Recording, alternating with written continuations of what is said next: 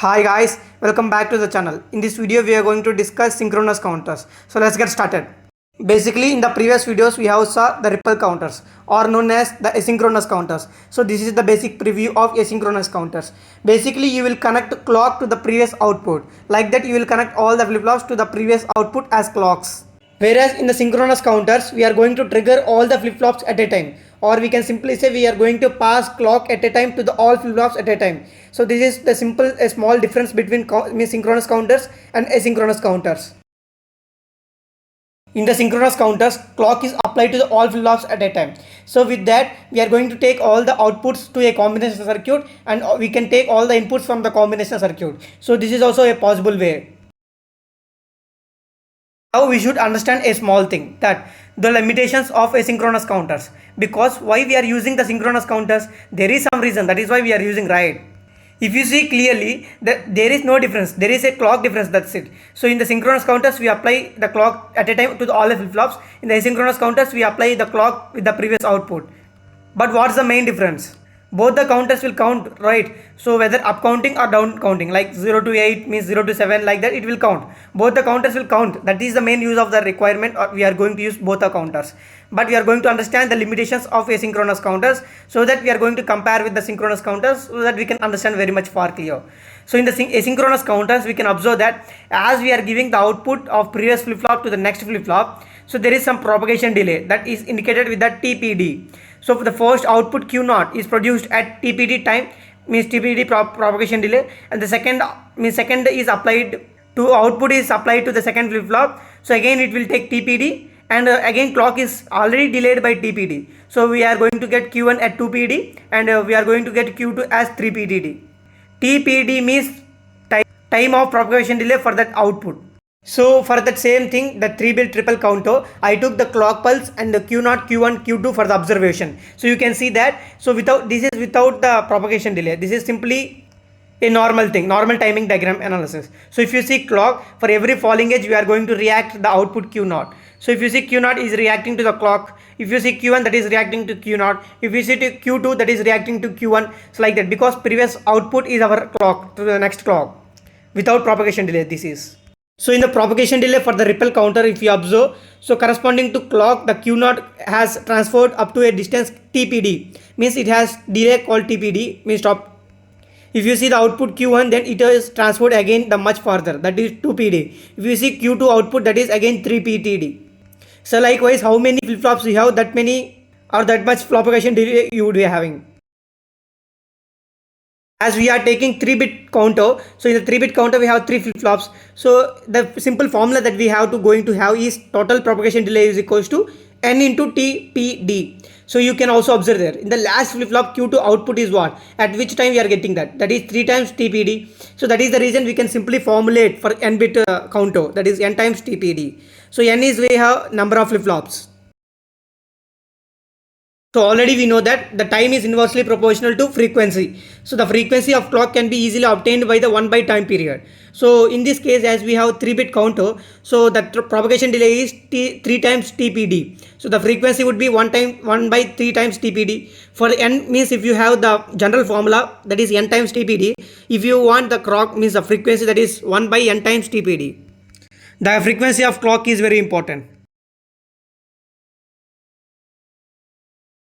Likewise, if you extend our ripple counters up to n ripple counters, so in this situation we are going to see a huge number of propagation delay until we reach the last flip-flop, nth flip-flop. So you can read that statement also. As the number of flip-flops increases in the counter, the propagation delay increases. So with this propagation delay, we are going to encounter 2 types of errors, we can say. So the first one is decoding errors, means it will not read properly.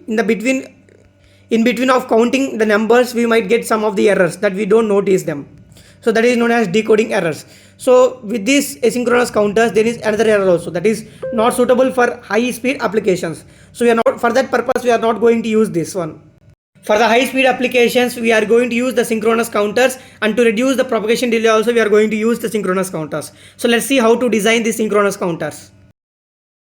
There are some steps to be followed to design any synchronous counter. The first step is to find the number of flip-flops. The second step is to draw the state diagram.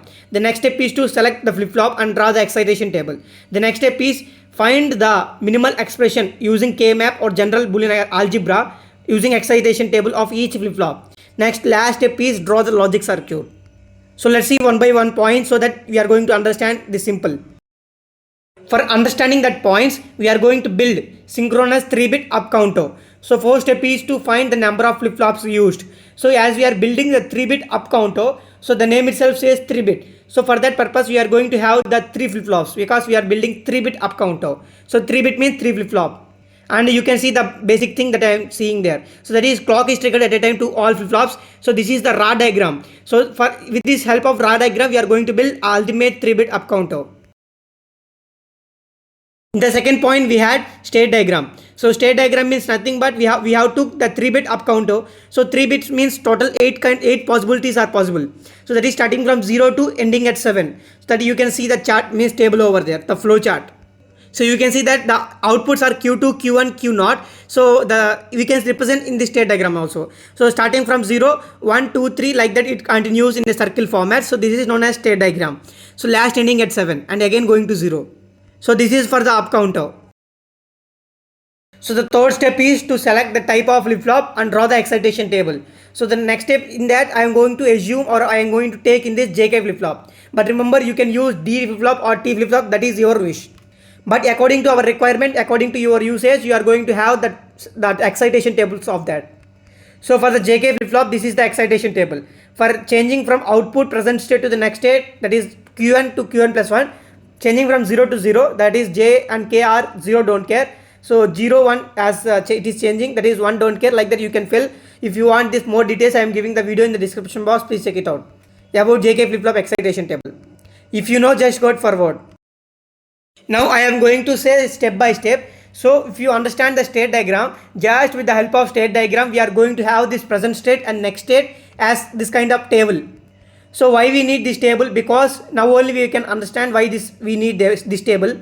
But first of all, first step is to build this kind of table. If you see in the present state, we have Q2, Q1, Q0. So we are starting from 0 and ending at 1 in the present state. If you see in the next state, we are starting with the 1. Why we are starting with the 1? Because if you see Q2, Q1, Q0 in the first one, that is 0, 0, 0. So in the next state, the Q2 means Q2 plus 1, Q2 plus 1, Q2, Q0 plus 1. What will be the next state? That is 0, 0, 1. In the state diagram also you can refer that.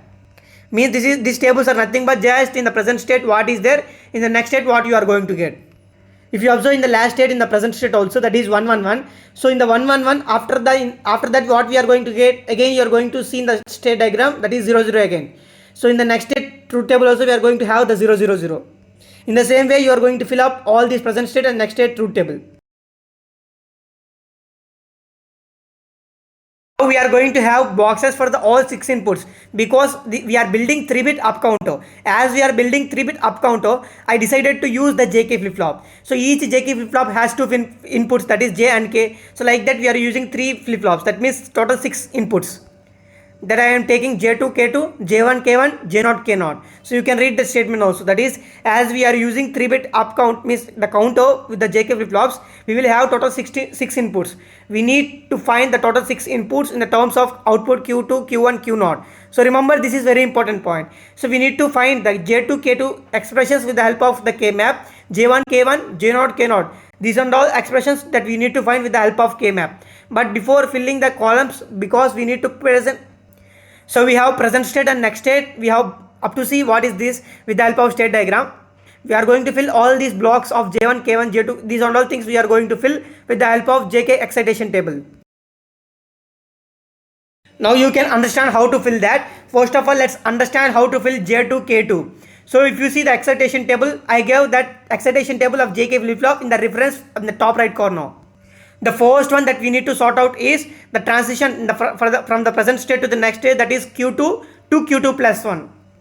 In that transition, we are going to find J2, K2. So if you observe that Q2 is changing to Q2 plus 1 as 0 to 0. So you can observe in the JK flip-flop excitation in the top right corner, if you are changing from 0 to 0, you are having the JK as 0 don't care. So exactly place the 0 don't care in the J2, K2 row. Similarly, you are going to fill out all the J2 K2 with the help of the present state next state transition. So if you see the last transition in the present state to the next state, that is Q2 to Q2 plus 1, that is changing from 1 to 0. So if you observe the same thing in the excitation table of the JK flip flop top right corner, the changing from 1 to 0, that is 1 to 0 means the third one, that is don't care one. JK is don't care one. So exactly place the J2 K2 in the row wise, that is don't care one, in the last one. So I hope how to fill this J2 K2 rows. So you can just simply see the excitation table of JK flip flop and see the transition from the present state to the next state and just fill the columns. I hope you can do that remaining things. In the same way, next we are going to compare the Q1 and Q1 plus 1 transition, and again we are going to fill the J1 K1. So again we are going to see the excitation table in the top right corner. You are going to see the first one, that is Q1 is changing to Q1 plus 1 as 0 to 0, the first one. So if you see the excitation table also top right corner, that is 0 don't care. So exactly place J1 K1 as 0 don't care in that table. So the next one, if you see the last one, that is 1 0. So exactly the same thing, the third one in the top right corner as 1 0 transition from don't care 1. So exactly place J1 K1 in the last one as don't care 1 in the truth table. So the same thing that we are going to compare, and we are going to see the excitation table and we are going to place J1 K1 in the table. In the same way, we are going to compare now Q0 plus 1. So if you also observe the top right corner excitation table of JK flip flop, in the same way, the transition from Q0 to Q1 plus 1 is 0 to 1. So 0 to transition means what? That is 1 don't care. So place exactly 1 don't care in the J0 K0 column. So similarly, you are going to fill the last up to 1. The last one is 1 0. So you are going to see where is 1 0 in the transition of excitation table of JK flip flop in the top right corner. So 1 0 means what? That is don't care 1, that JK.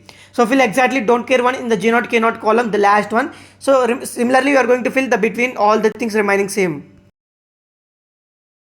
So the next point, or we already discussed that we need to make K-map for each and individual input. So total we have 6 inputs, that is J2 K2, J1 K1, J0 K0. For each of every input we need to have the K-map. So we need to have the K-map in terms of inputs. The inputs are outputs. So the outputs are Q2, Q1, Q0. So first of all, I am making J2 K2 expressions. So if you observe, just we have 3 variables, that is Q2, Q1, Q0. For the 3 variables, we are going to have 3 variable K-map. So if you see that, I am going to have row wise as Q2, column wise as Q1, Q0. So J2 is sigma 3, and don't care in the terms, we have 4, 5, 6, 7. If you see K2 expression, we have the min term in the 7th position, and we have don't care situations in the 0, 1, 2, 3. So fill exactly as it is in the K-map. I hope you know how to fill that. The next step is to form groups. So if you observe that J2, the K-map, the 3 and 7 can be made as a single group. Other than that, there we cannot make any group. So we can simply have J2 expression as Q1, Q0. So if you see the K, so the K also we can make group of 3 and 7. Other than that, we cannot make any group. So the K2 expression is also same, that is Q1, Q0. So the finally output means the expressions are same, that is known as J2 is equals to K2. We can simply observe a expression. 2 inputs are done. Now we are going to see the second flip flop, that is J1 K1. So in the J1 K1 also we are going to observe all the min terms. So I have remaining min terms I highlighted with the blue color, that is 0 0. So you can fill all the min terms in the truth table. For J1 we have 2 min terms, remaining are don't care situations. The 2 min terms are in the position of 1 and 5. For the K1, that is we are going to have 2 min terms, that is 3, 7. Now we are going to make group of 4 elements, because here we have possibility of making group of 4 elements. That is first one, if you observe J1, that is we can make group, that is 1, 3, 5, 7. So the J1 expression would be Q0. If you see K1, that is Q0, because Q0 is changing column wise, but if you see row wise it is changing. So again, if you observe J1 K1, both expressions are same, that is Q0 only. So we can simply observe the second flip flop also we have same inputs, that is J1 K1. Finally, for the last flip flop, J0, K0 are the inputs. We are going to, without helping the K-map also, we can simply explain, means get the output expression. Because if you see, all the terms are filled with ones and don't cares. So we can simply observe observation that if all are present as 1 and don't cares, we can group of all elements in the K-map. So without K-map also, we can simply say that J0 is equals to 1 and K0 is equals to 1. Because all the things are valid 1 or don't care. There is no zeros in the J0 and K0. And finally, we have obtained all these 3 expressions. That is for the first flip flop J2 K2, for the second flip flop J1 K1, for the third flip flop J0 K0 is equals to 1, we can simply say. So at first we saw the raw diagram, that is this is the raw diagram. So we have means, so as I have decided to use the JK flip flop, so I am going to have each and every flip flop as two inputs, that is J1 K1, J2 K2, J2 K3, and I am going to have the two inputs, and I am going to fill all these expressions in that raw diagram so that I can get the 3-bit up counter. So if you observe here, the J2 K2, J1 K1, J0 K0, simply merge all of them with the means as shown the expressions. So I hope you know how to make the logic circuits with the help of the output expressions. So if you see the last flip flop, that is J2 K2, the inputs are same, but the expression is Q1 Q0. So in between we have AND gate. So for the AND gate, I took an AND gate. The inputs for the AND gate are Q1 Q0. If you see in between flip flop, that is J1 K1, both the inputs are same, but the input is what? That is the Q0. So simply finally, if you observe the first flip flop, that is inputs are same, that is J0 K0 is equals to 1. So simply connect. This is our 3-bit up counter. So there is a shortcut to build the synchronous 3-bit up counter. So now I will disclose that shortcut also.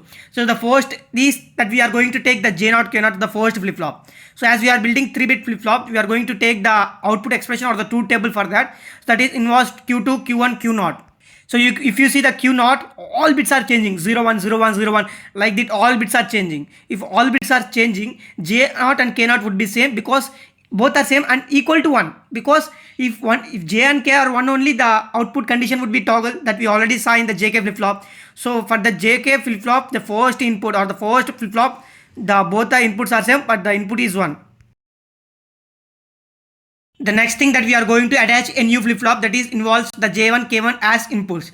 So if you see in that truth table, that is Q1, so whenever Q0 is 1 only, the toggling is happening for the Q1. Remember this condition is very well. So if you see the second condition also, when Q0 is 1, in that condition only, that I highlighted in the blue color, when the Q0 is 1 only, the output condition is again toggling, Q1 is toggling. So from this what we can understand? So we can understand that J1 and K1 are equal, but that both the inputs are depending on Q0. So that is the reason we are going to connect the inputs to the Q0. So the last and important point is that is for the third flip flop. So third flip flop involves output is Q2. So you can observe a clear observation over there that when both the outputs Q1 and Q0 are 1 only, the toggling is happening for the Q2. You can observe there. Until then we are only having 0, 0, 0, 0. So when Q1 and Q0 are 1, 1 only, the toggling is happening. So for that we are going to check the Q1 and Q0 as both are 1, 1 or not with the help of the AND gate. So using AND gate, we can decide both the inputs are 1, then we can allow or we can take the output Q1, Q0. So we can pass both the inputs to the J2, K2 as you seeing there. So this is a shortcut to build any of the any of the up counter we want. So this is 3-bit up counter we built with this shortcut logic.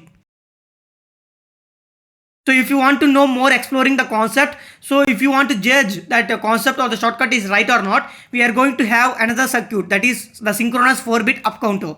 Now we are going to build the circuit also so that you are going to have more clarity about that shortcut trick.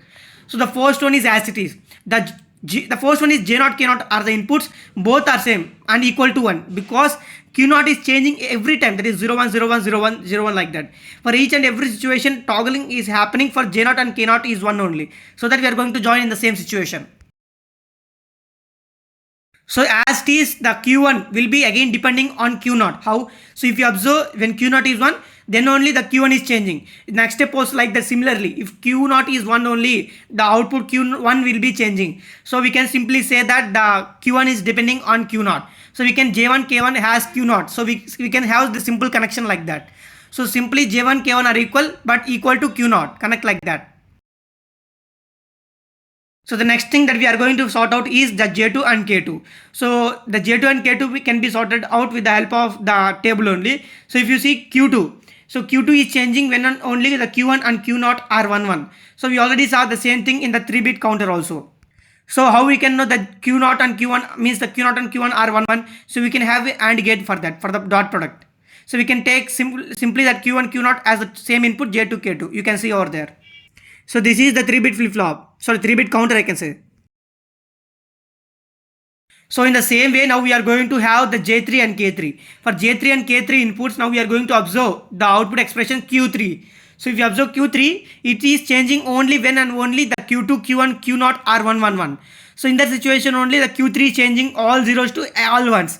So for that also we are going to have the product term. For that product term we need to have a 3 input or AND gate, or we can simply take the AND gate for previous output and we can have the Q2 directly over there. So that gives whole product term as Q2, Q1, Q0 and give the Q2, Q1, Q0 as inputs to J3 and K3. So this is our 4-bit up counter, synchronous one. So propagation delay is not only in the ripple counters or asynchronous counters. So we have in the synchronous counters also we have some propagation delay. So propagation delay of each flip-flop is known as TPD FF, that is propagation delay of each flip-flop. And we have some propagation delay for the each AND gate also. If you have here, suppose if you have n propagation means n bit counter, if you have suppose with n flip-flops, we will also be going to have n minus 1 AND gates for that. So if you observe the stable output of the third flip-flop is available after only that expression, that is propagation delay of AND gate plus propagation delay of each flip-flop. If you want to have the propagation delay for the means the fourth output, that is Q3, when it will be obtaining 2 times propagation delay of AND gate, because we have 2 AND gates plus propagation delay of flip-flop. So then and then only we are going to have the stable outputs. So in this also we are going to have propagation delay, not only in the ripple counters.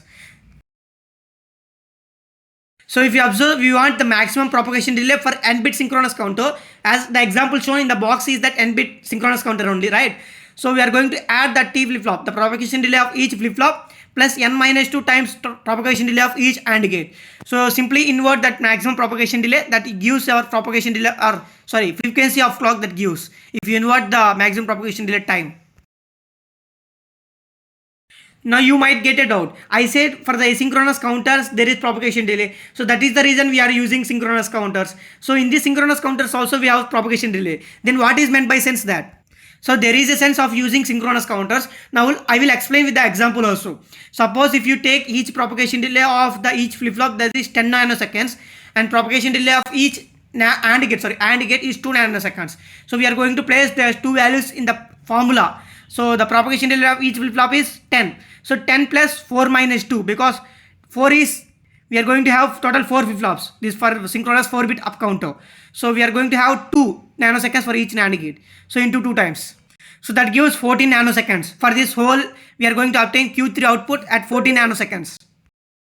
So for the same thing, now we are going to obtain for asynchronous counter or ripple counter. We are going to just compare both of the output time delay for the Q3, so that we can come into conclusion. So if you observe, we have a formula that we already discussed at the starting of this video. That is total propagation delay for the ripple counter. That is n times TPD. So here TPD, or the propagation delay for the each flip-flop, is 10 nanoseconds we took. So n means here 4. So 4 times 10 gives our 40 nanoseconds. So here total 40 nanoseconds that we are going to obtain the Q3 output. But whereas if you see the synchronous one, that is just 14 nanoseconds in the synchronous one. So now you can get a conclusion that synchronous counter has less propagation delay than asynchronous one. So that is the reason that we are using always the synchronous one in high speed applications. So I hope you understood this one. So and one more important thing. So if you want to reduce the propagation delay, you can simply connect that Q2. See, if you are seeing that AND gate, so the second AND gate output is the Q2.Q1.Q1. So instead of taking direct output from the first AND gate, that is Q1.Q0, you can simply have the direct inputs for the second AND gate. So that is Q2. You can simply take direct. That is the one of the input. You are seeing also directly. So the Q1 you have to take directly from the Q1. So Q0 also you are going to have the Q0. So you are going to have 3 inputs for the second AND gate. So that the propagation delay for the first AND gate will be reduced, so that we have the perfect reduced propagation delay for the circuit. But if you have this kind of n means n bit counter, we are going to have the n inputted or n minus 2 inputted AND gate. So that is very complex, or complexity is high somewhat for this kind of situations. So for that reason only we are going to have the previous output for the previous AND gate output we are going to simply take for the next AND gate.